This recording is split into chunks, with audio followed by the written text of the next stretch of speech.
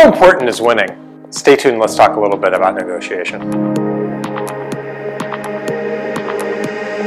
Real estate transactions are one of the biggest transactions most people will make in their lifetime. Yep. It's a big financial decision, and there's a lot of baggage attached to making those kinds of commitments, decisions, and financial obligations for the future. Exactly. And one of the things that we really try to counsel our buyers on is, I have to say, to create a little bit of a win-win for both the parties, because one of the things that we know for sure is we are not done.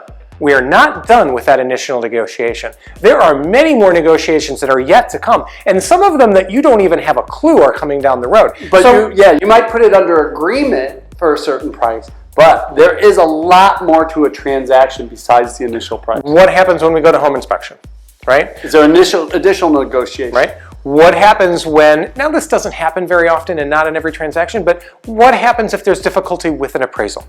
You know, what happens if the bank makes a mistake and we have to renegotiate a closing date? Again, these things don't happen in every transaction. In fact, they almost rarely ever happen. But when they do, it's really nice to have something in your back pocket to be able to say, well, I gave here.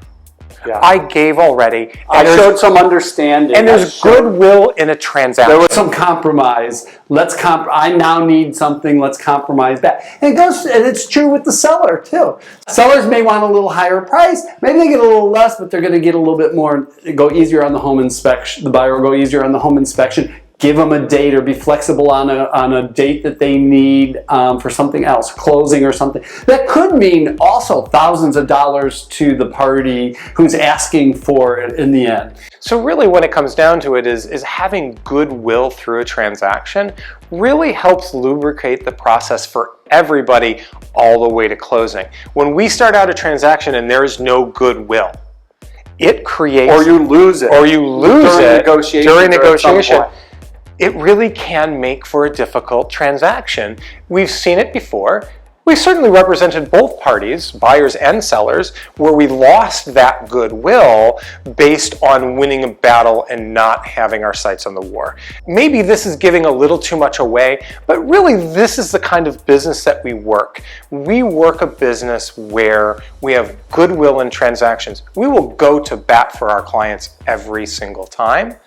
But we also realize that sometimes you have to be cognizant of the entire forest through the trees. So real estate transactions, they are a business transaction and business negotiation, but they're also personal. Yeah, and we don't take that lightly, and we want to make sure that we keep people focused on those elements of a transaction. So, well, thanks for letting us rant again on your computer again today. If you have any questions about this or anything else we can help you with, feel free to comment below, private message us, and until next time, stay tuned and stay focused.